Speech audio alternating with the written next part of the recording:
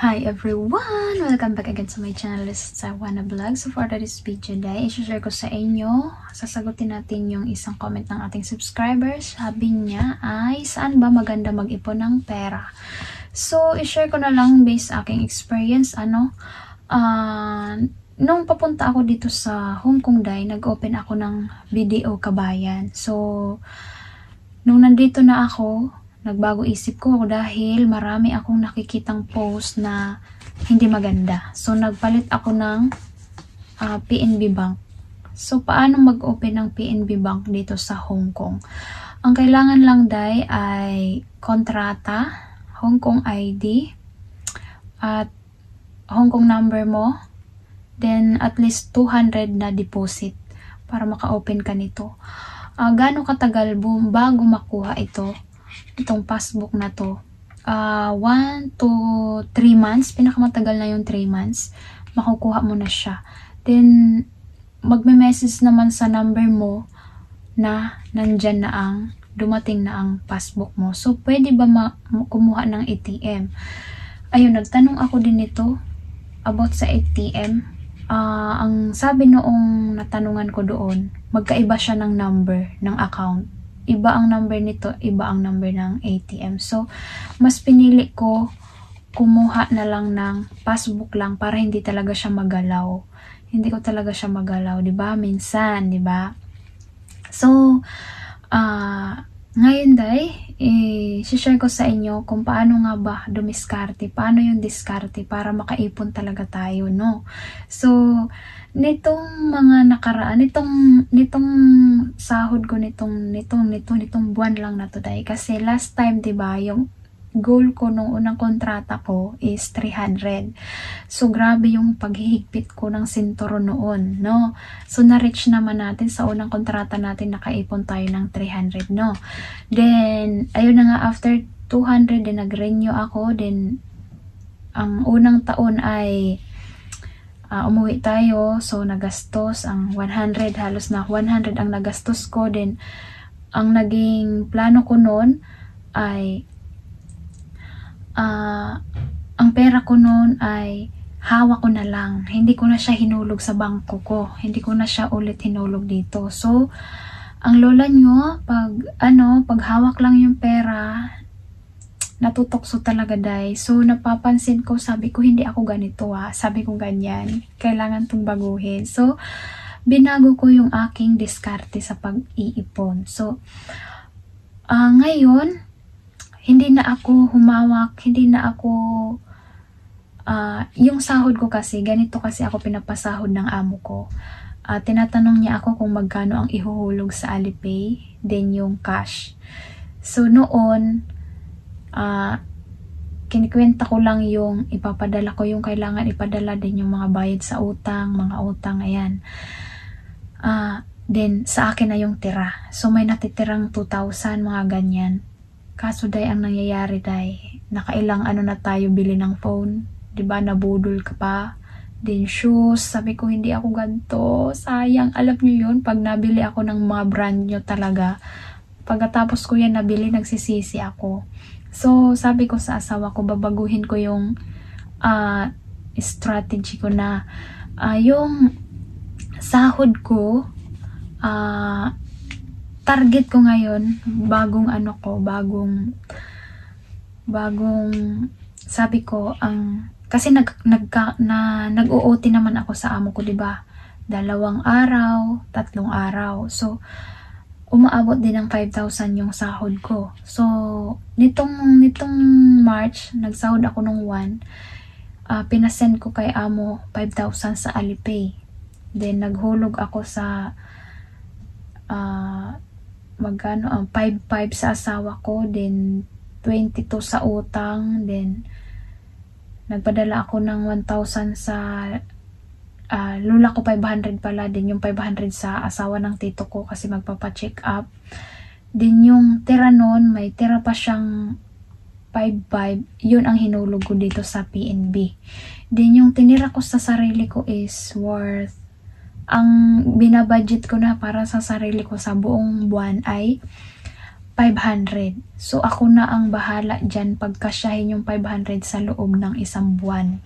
Kaya, less gala tayo kung hanggat maaari, wag magpatukso sa gilid-gilid. So, wala na talaga kasi yung 500 na lang ang ating pabudgetin. So, hindi na talaga ako niyan matutukso. Kasi once kasi na hawak mo lang yung pera, day, Diyos ko, day. Pero noon, talagang, sabi ko kailangan ko ma-reach yung 300 kasi that time hindi pa ako sure kung mag-continue pa rin yung pagtatrabaho ko dito. So, nung na-renew ay okay na, no, diba? So, ngayon, may panibago na naman tayong target. So, typical sa mga gusto din makaipon, ayan, kung alam nyo sa sarili nyo na mahina kayo sa mga tukso, tukso ng mga magagandang bilihin dyan sa gilid-gilid. For me, ang pera nyo ay itabi nyo muna, ayan, ito ipon, pambayad sa utang, pang-allowance ng family mo sa Pinas. Then, kung ano na lang natira mo, yun na lang ang pagkakasyahin mo.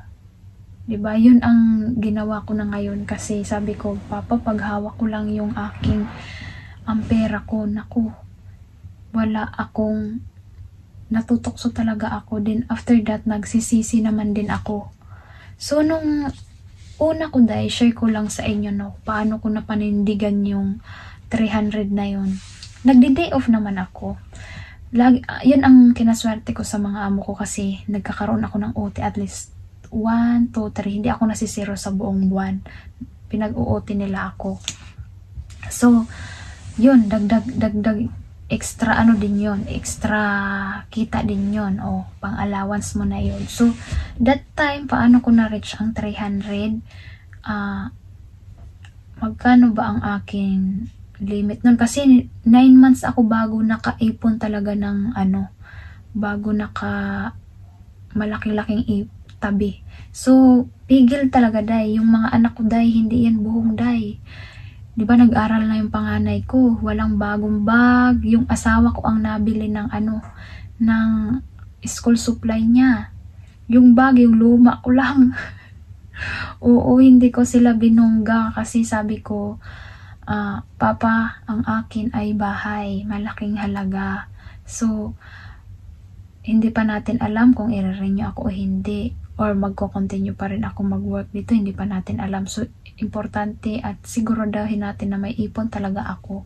So, kung ano lang yung pang-budget nyo, yun lang ang pagkasahin nyo, diba? Yun ang sabi ko sa kanya.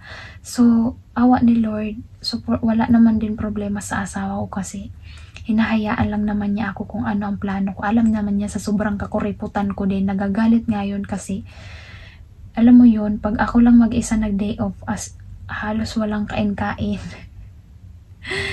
Then puto sa umaga.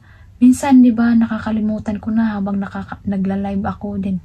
Hindi ko nararamdaman yung gutom. Hindi na ako kakain yan. One time nga, day, si ate yung kasama ko nun, si ate Jen. Nag-breakfast naman kami, pero tinapay lang. Tinapay. Then pagka-uwi namin, pagkatanghal, alas 10, alas 11 ata kami nag-agahan namin, pero tinapay. Then nung pagka-uwi ko sa bahay, hindi ako nakaramdam ng gutom. Sabi ko, kaya pa to. Bukas marami na, may kanin naman bukas. So, agoy, mga alas 10, alas 11 nanginig ako, day.